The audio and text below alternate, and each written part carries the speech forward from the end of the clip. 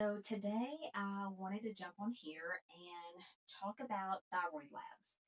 So when it comes to thyroid labs, there are two numbers that generally are looked at when it comes to the thyroid. Those numbers are called a TSH and a free T4. So these are the most popular labs that clients will bring in from their providers to describe what's going on with their thyroid. The problem is that those two numbers are not a full thyroid picture. That is really what we call a screening tool, and we are taught in school that if TSH is normal, then everything else must be okay. So actually, we're using it as a screening, basically. But when someone has hypothyroidism, it's really important to check more labs than just a TSH and a free T4. First of all, let's break down what is a TSH and a free T4 because it's important for you to know what your labs mean when you're looking at them. So let's start with TSH. So first of all, I'm not an artist, so bear with me when it comes to that. So first we have our brain. Okay, so we'll have the brain here. Okay, and then the brain sends a signal to our thyroid gland. So we'll make our thyroid gland, we'll do him this color. So he's kind of a butterfly shaped guy here. Okay, so there's our thyroid. So thyroid tissue. Okay, so our brain has to tell our thyroid what to do. Our brain does that by putting out something called TSH. So that's this guy here, TSH. TSH stands for thyroid stimulating hormone. So I kind of think of this like yelling louder if our thyroid is not producing enough hormone, or putting on the brakes if our thyroid is producing too much hormone. So in hypothyroidism, a lot of times this is caught when that TSH gets elevated because our brain is screaming to the thyroid tissue, make more hormone. So this thyroid will put out more hormone. So what hormone does the thyroid mainly put out? Mainly the thyroid, let's go down here. So mainly the thyroid puts out free T4. And that's why on labs, TSH is usually checked with a free T4. So we'll put free T4. Okay? So this guy is the inactive thyroid hormone. So when I say inactive, it just means that this number does not dictate how we feel. So it doesn't matter if this hormone is low or high, our body is not reacting to that number. That's why I don't understand why we're not checking a free T3 on all of our clients. And if you have hypothyroidism, then I would ask your provider to please check a free T3 because that is your active thyroid hormone. That's the one that dictates how you feel. So what happens is that guy, so so first of all, T4 goes over here and makes free T3. Okay. And there is a little bit of free T3 coming from the thyroid. Okay. About 20%.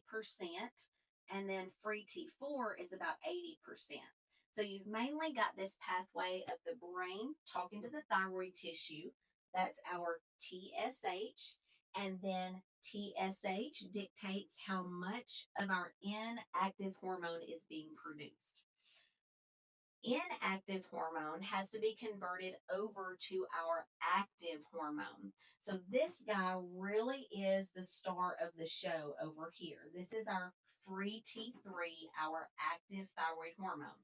This guy dictates how we feel. Do we feel tired? Are we constipated? Are we cold? Is our hair brittle? Those are all symptoms. If your free T3 is not optimized, you will have those symptoms. Now, where does free T3 come from? There's a little bit that comes from the thyroid, but most of it is converted in tissues from free T4. So this pathway right here is where we mostly have a breakdown going on. Okay.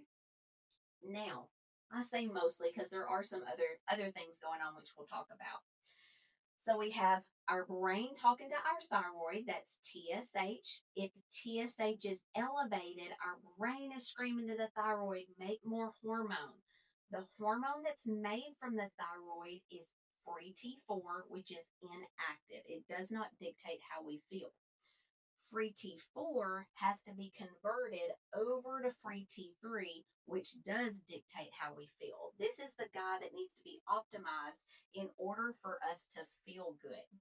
Now, when it comes to medications, free T4 is another word for that, so to speak, would be your levothyroxine, your synthroid. Now, this is how we've treated hypothyroidism for, I don't know, what, like 40 years now or something. It is standard of care to give a patient free T4. The problem, though, is that if a client is on levothyroxine and Synthroid, and you guys are still coming in telling us as providers, I still feel like there's something wrong with my thyroid, then we should be going over here and looking at free T3 because there is a conversion process that has to happen. In other words, when we're given levothyroxine and Synthroid, we are assuming that conversion to free T3 is taking place. Now, what do we have to have for conversion of free T3 to take place from free T4? That is where nutrients come into play. So we have to have things like iodine, vitamin D, zinc, selenium, magnesium, other things as well, but those are the main ones. So those nutrients, let's see if you can see this. Not really, but so nutrients have to be there in order to convert free T4 over to free T3. So this is where, like, sometimes patients or clients need a combination treatment. If they're not converting over to free T3 very well, then we need to add in something like Cytomel. They may do better on something like NP, thyroid, or Armour thyroid, because you're getting free T3, which is that active thyroid hormone, and not relying on the body to convert that free T4 over to free T3. Now, nutrients are one of the big players when it comes to conversion, but then there's also something else that we need to be thinking about, and that is called reverse T3. And I'm sure you guys have seen that, hopefully, on a thyroid panel. But reverse T3, so when we're thinking about T4, so let's kind of erase and go there. Okay, so this is conversion of free T4 over to free T3 that needs nutrients to take place. Before I erase this, though, there are things that actually block the conversion of T4 over to T3. When it comes to nutrients and toxins, one of those is lithium, heavy metals. Those guys can block iodine's uptake in the thyroid, and so we don't get that good conversion. So when we're talking about free T4 over to free T3, it's supposed to go like this. So we have free T4, and free T4 is going to convert down to either free T3, which is where we want it to go, or it's going to come down here to reverse T3. Okay, now this is the pathway that we want it to go down because this is what makes us feel good. Reverse T3 keeps this conversion from happening and it acts like a blocker. So we're stopping the conversion of free T3. Now, what causes an uptick in reverse T3?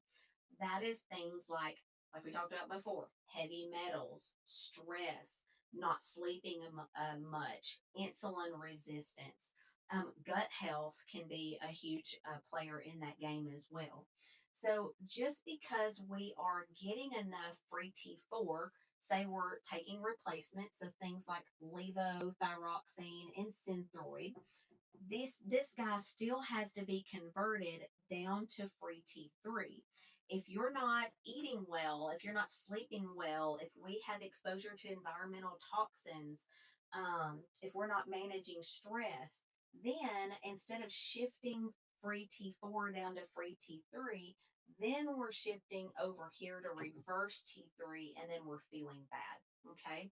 So it's important that we address when we're talking about hypothyroidism, that we address all the things that can be going wrong when it comes to um, our goal is to make free T3 optimal. So I tell my clients I like that number to be above a 3.5. So I want you to pull out your labs and look and see what your provider has done on your last thyroid lab work if you're not feeling well, because this guy is the one that you want to look at, that free T3. And then I want you to ask yourself, okay, if my free T3 is not optimal, what are the things in my life that could be keeping that conversion from happening? So again, we have to have nutrients on board. We have to have optimal vitamin D levels. We have to have selenium on board. We have to have iodine on board, magnesium, zinc, copper, several minerals that have to be there in order for that conversion to take place. And then things like stress management is huge. Sleeping is huge. Eating clean foods is huge. Those are all things that are going to help as far as converting that free T4 over to that free T3. And remember, this guy, this free T3, is the one that we really care about because he is the one that's the active thyroid hormone. He is the one that makes our skin look better or helps us when it comes to weight loss, when it comes to feeling warm, our hair not being dry, those kinds of things. So thyroid is really an all-encompassing guy. He controls so many things, but there are also so many factors out there that affect the way that we convert our hormones and things. Exercise is another one. That is one that I'm not always great about, but that is a huge player when it comes to hormone conversion as well. So I'd love to answer any questions that you have.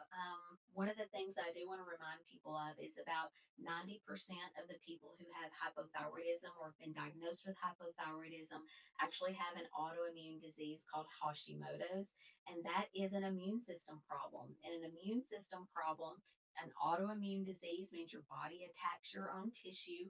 So autoimmune hypothyroidism, your body attacks your thyroid tissue, and in order to heal that, we have to take care of all the things that are causing inflammation. And what are those things? It's the same things that are keeping that T4 from converting over to free T3. So I would encourage you to learn more about the thyroid and find those trigger points that are going on in your life.